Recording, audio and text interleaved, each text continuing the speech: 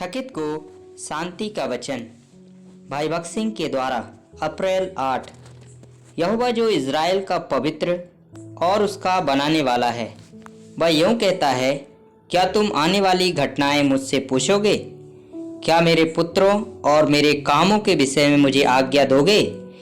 यशायाह नबी की किताब 45 अध्याय का 11 पद।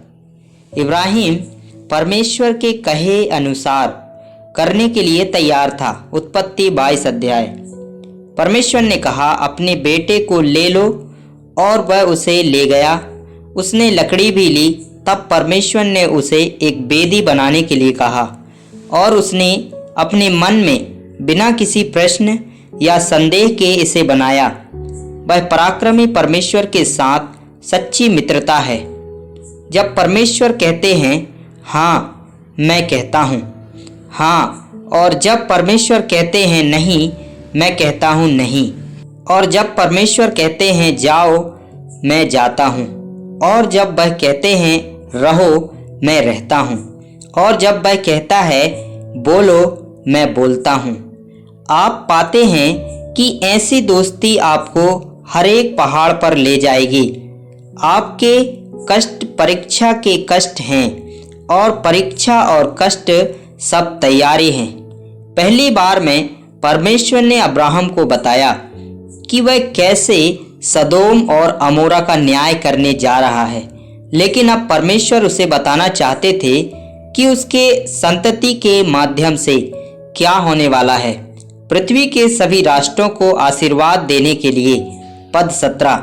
वह संतति प्रभु यीशु मसीह है, और अब्राहम उन सभी आशीषों का भी हिस्सा होगा जो उस संतति से आएगा।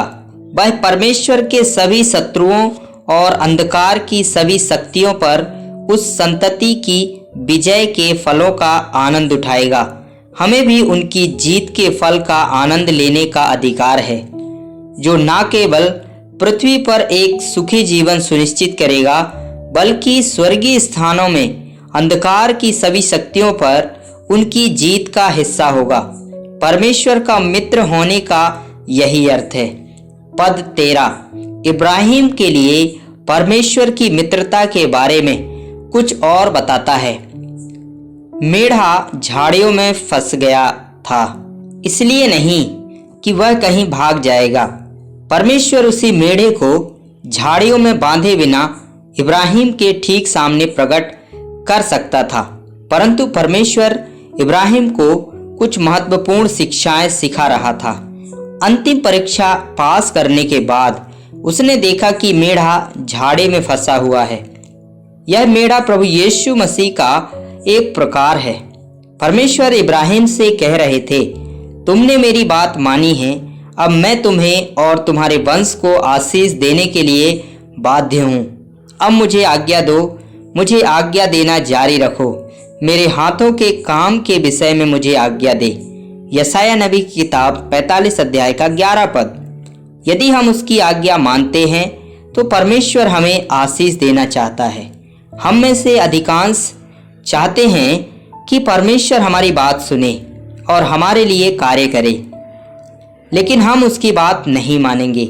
प्रभु यीशु हमें आशीष देने के लिए बंधे हुए हैं, ताकि आने वाले दिनों में हम उन्हें आज्ञा दे सकें कि हम सभी राष्ट्रों के लिए परमेश्वर के आशीर्वाद की आज्ञा दे सकते हैं और सभी शत्रुओं पर भी विजय प्राप्त कर सकते हैं। परमेश्वर इब्राहिम को पहाड़ की चोटी पर ले गया ताकि इब्राहिम यह सीख सके कि आने वाली सभी पीढ़ियों के लिए परमेश्वर से सर्वोत्तम चीजों की आज्ञा कैसे दी जाए। क्या आप में परमेश्वर की मित्रता के उस पर्वत पर चढ़ने की इच्छा है? क्या आप परमेश्वर के मित्र बनना चाहते हैं? यदि आप परमेश्वर के मित्र बनना चाहते हैं तो आप इब्राहिम के जीवन में और विशेष रूप से उत्पत्ति अध्याय 22 में सारा रहस्य खोल पाएंगे।